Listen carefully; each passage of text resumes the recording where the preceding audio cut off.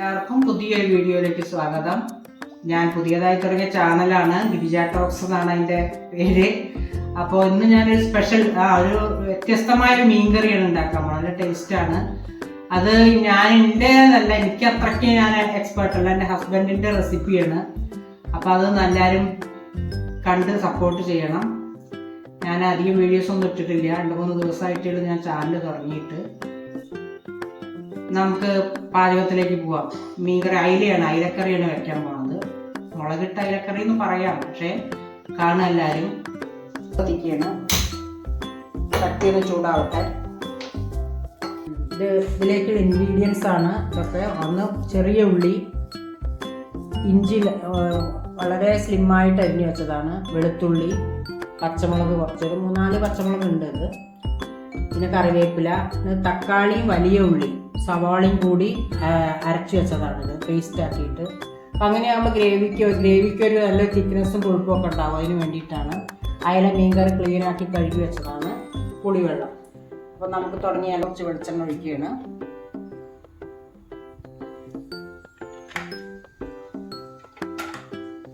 വെളിച്ചെണ്ണ ഒന്ന് ചൂടായാൽ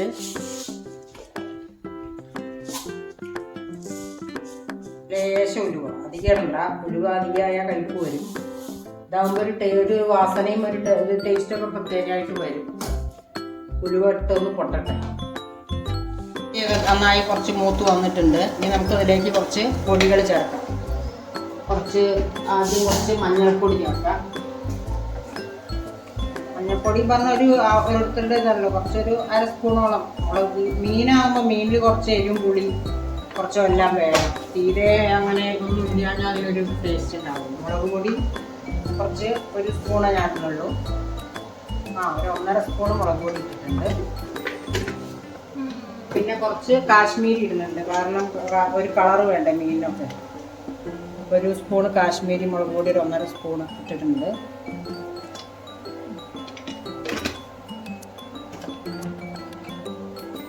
ഒരു ലേശം കുറച്ച് ഒരു സ്പൂണ് ഫുള്ളില്ല, കുറച്ച് കുരുമുളക് പൊടി ഇട്ടിട്ടുണ്ട്.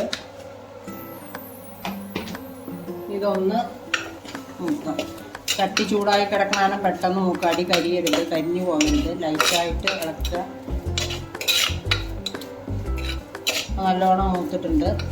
മുളകൊക്കെ വേഗം മൂക്കുന്നു. വലിയ ഉള്ളിയും കൂടി അരച്ച് വെച്ചതാണ്, അത് ഞാൻ അതിലേക്ക് ഒഴിക്കുകയാണ്. മിക്സിൻ്റെ ജാറിൽ തന്നെ വെച്ചതാണ്, പിന്നെ വേറെ ഒഴിക്കാണ്ട് ഒഴിക്കാമല്ലോ എന്ന് തോന്നുന്നു.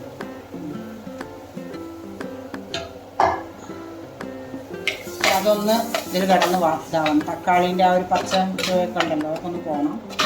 കുറച്ച് നേരം ഇതിൽ കിടന്ന് വാട്ടണം. ഉള്ളിയൊക്കെ ഏകദേശം വഴന്ന് വന്നിട്ടുണ്ട്. ലോ ഫ്ലെയിമിൽ, ഹൈ ഫ്ലെയിമിലിട്ട് 2-3 മിനിറ്റ് ഇളക്കണം. അപ്പോൾ ആ ഉള്ളിൻ്റെയും ആ തക്കാളിയുടെയും ഒക്കെ അതിൻ്റെ ആ ചുവയൊക്കെ ഒന്ന് ഇങ്ങനെ പോയി കിട്ടണം. അതൊക്കെ ഒരുവിധം പോയിട്ടുണ്ട്. ഇനി ഞാൻ പുളി ഒഴിക്കാൻ പോവുകയാണ്. പുളി ഫ്ലെയിമിൽ വെച്ചിട്ടുണ്ട്. ഇവിടെ ഞങ്ങൾക്ക് കുറച്ച് പുളിയൊക്കെ നല്ലോണം വേണം, അതുകൊണ്ട് പുളി അധികം ഒഴിക്കും. ഞാൻ പുളി കുറവുള്ളവർക്ക് പുളി കുറച്ച് വെച്ചാൽ മതി. ഞങ്ങൾക്ക് നല്ലോണം പുളിയും എരിവൊക്കെ വേണം. അത് കാരണം മീനൊക്കെ കുറച്ച് വേണം. അപ്പോൾ ഞങ്ങൾ പൊതുവെ വാളംപുളിയാണ് ഉപയോഗിക്കുന്നത്. ഉണംപുളി ഉപയോഗിക്കും, പൊതുവെ കുറവാണ് ഞങ്ങൾ ഇവിടേക്ക് കുടംപുളി ഉപയോഗിക്കുന്നത്. ഇത് തിളച്ച് നന്നായി അതിൻ്റെ ആ പുളിയുടെ ആ പച്ച ഒരു ചുവയൊക്കെ പാറണം. നന്നായി പുളി ഇതിൽ കിടന്ന് നന്നായി വേവട്ടെ. കുറച്ച് വെള്ളം കൂടി ഒഴിക്കുന്നുണ്ട്. പുളിവെള്ളം മാത്രം പോരല്ലോ, കുറച്ച് വെള്ളം കൂടി വേണമല്ലോ. ഉപ്പിട്ടിട്ടില്ല, ഉപ്പിടണം.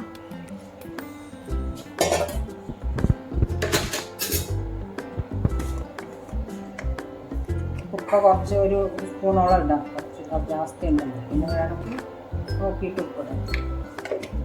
തിളച്ച് വരട്ടെ. മീൻ ഓരോന്നായിട്ട് നമുക്ക് അതിലേക്ക് ഇട്ട് കൊടുക്കാം.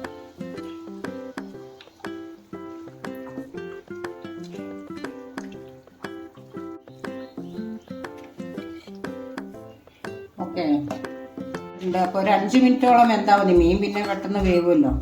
5 മിനിറ്റോളം മീൻ വേവിച്ചിട്ട് പുളി ഒരു 10 മിനിറ്റോളം പുളി വേവിക്കണം കേട്ടോ, അല്ലെങ്കിൽ പിന്നെ അതൊരു ടേസ്റ്റ് വരില്ല. മീൻ കറിക്കൊക്കെ ഒരു ടേസ്റ്റ് വേണ്ട. പിന്നെ മീനിൻ്റെ കഷ്ണം വലുത് ചെറിയ കഷ്ണമാണ് ആൾക്കാർക്ക് വേണ്ടത് വെച്ചാൽ അങ്ങനെ ചെറുതാക്കാം. ഇവിടെ പിന്നെ കുറച്ച് വലുതാക്കിയിട്ട് ഇട്ടുന്നേ ഉള്ളൂ. ഇനി 5 മിനിറ്റ് മീൻ തിളച്ച് വേവട്ടെ.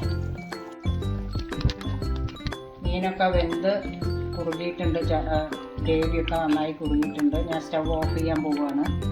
ഇത് ഇടയ്ക്ക് 1-2 പ്രാവശ്യം ഞാൻ ഇളക്കി കൊടുത്തിരുന്നു. മീൻ അധികം ഇളക്കാൻ പാടില്ല, പക്ഷേ ഇത് കുറച്ച് വലിയ മീനായ കാരണം ഇളക്കുന്നത് കുഴപ്പമില്ല, അല്ലെങ്കിൽ ഒന്ന് ചുറ്റിക്കാനേ പാടുള്ളൂ. ഞാൻ ഓഫ് ചെയ്തു സ്റ്റവ്. ഓഫ് ചെയ്ത ശേഷമാണ് ഞാൻ പച്ചമുളക് ഇടുന്നത് കേട്ടോ. ഞങ്ങൾ പച്ചമുളക് അങ്ങനെ ഇട്ട് വേവിക്കാറില്ല, കാരണം അതിൽ എരിവുണ്ടെങ്കിൽ പച്ചമുളകിൻ്റെ എരിവ് അല്ലാണ്ട് അതിലേക്ക് ഇറങ്ങില്ല. അതിൻ്റെ ആ ഒരു ടേസ്റ്റും അതിൻ്റെ ആ സ്മെല്ലും ഒക്കെ ഇതിൽ കിട്ടുകയും ചെയ്യും പച്ച അങ്ങനെ ഇട്ടാൽ. പിന്നെ കറിവേപ്പിൻ്റെ ഇല കുറച്ച് ഇടണം, ലാസ്റ്റ് ആകുമ്പോൾ കുറച്ച് കറിവേപ്പിൻ്റെ ഇലയും കൂടി ഇട്ട്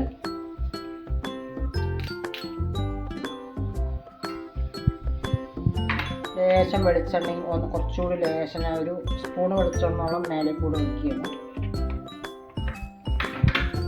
നമ്മുടെ ഉഗ്രൻ മീൻകറി റെഡി ആയിട്ടുണ്ട്.